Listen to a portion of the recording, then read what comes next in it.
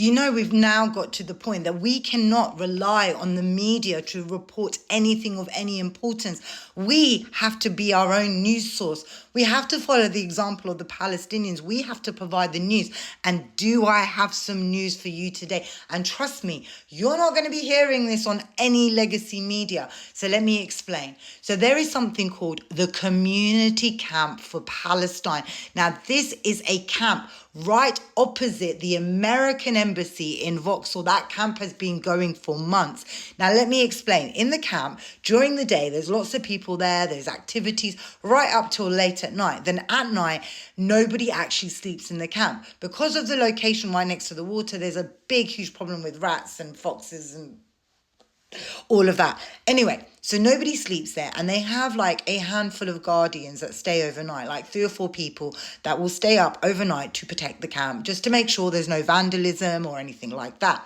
So on Saturday at midnight, okay, a group of 10 men turned up at the community camp. Now, these 10 men were screaming out things like F Palestine, and they were like really anti-Palestinian stuff that they were saying, the most awful stuff. Then they proceeded to vandalize the camp. They started tearing down like the banners and the tents. Like they were going crazy, like really violent men. So now what's happened is obviously the guardians are trying to stop them. They're like, please don't do this. And they're trying to step in. Do you know what ended up happening?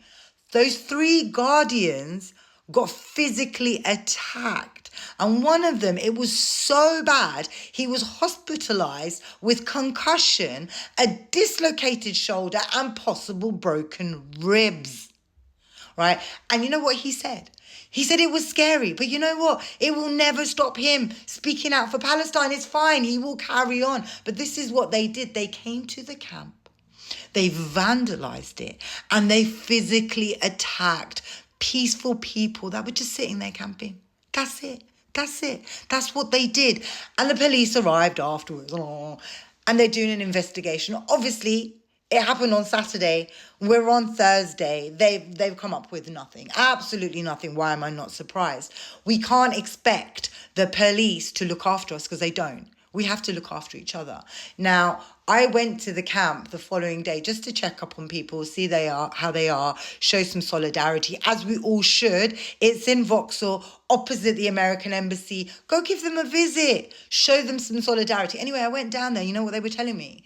Not only did these 10 men turn up in the nighttime, vandalize the camp and beat up people, throughout that particular day, so many different men kept coming to the camp and hurling abuse at people. Like it was continuous through the day. So it was like a planned, targeted attack. So anyway, there's rumors going around about who it could possibly be. One of the rumors is that it could be connected to a particular football club. The other one is it could be connected to what happened at SOAS just a few days earlier. So Joseph Hadid came from Israel with ex-IOF, like 35 of them, and they got their other little cronies together and they had this huge protest against the SOAS student encampment. Now that happened on Wednesday, this happened on Saturday. They could still be in the country and it could have been them. Whoever it was, I hope they get caught because they were violent, they were aggressive, they are criminals walking our streets. So Met Police, again, I know you watch my videos. Can you do your job, please? Instead of harassing us, can you go and catch these violent criminals? Anyway, so that's what's going on. I'll update you to let you know if anyone's actually caught. If you can, please go down to the encampment, show them some solidarity. They've been going through months and now they've been going on for months over there. Now, what's happened is absolutely horrendous and it's going to make people feel fearful at night. And is this what's going to happen now? Because these thugs have been emboldened by the legacy media, by the police, by the government, do they think it's okay to go around beating us up and vandalizing where we are? Like, what next? Could you be walking down the street in a kafir and you get attacked and no one's going to do anything about it? This is actually really, really serious. Like, this is actually scary. Like, I feel quite worried about this and I don't get worried very easily.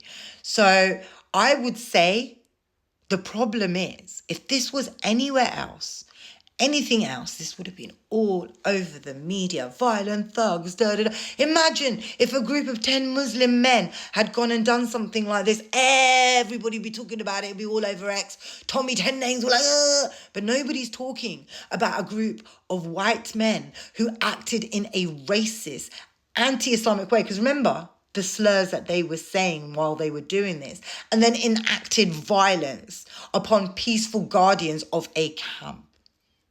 They've emboldened them. They've really, really emboldened them.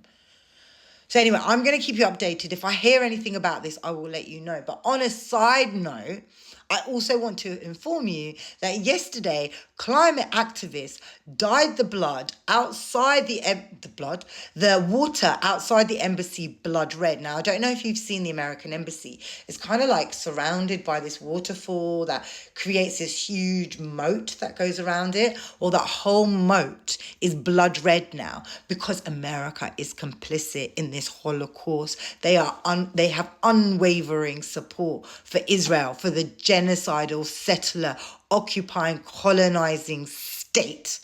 Unwavering. So, yeah, the American embassy got targeted by climate activists, and then the camp got targeted by violent thugs. This is the world that we live in. When we are peaceful, look, the climate activists, what do? Dye some water red. Oh, scary. Oh, my God, criminals.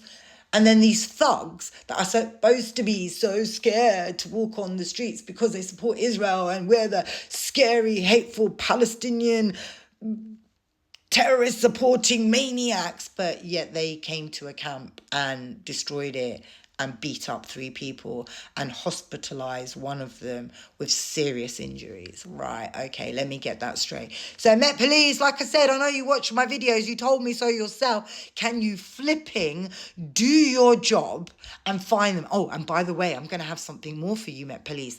My new thing is to feed you information and do your job for me. In fact, you should give me honorary membership to the Met Police. So guys, watch this space.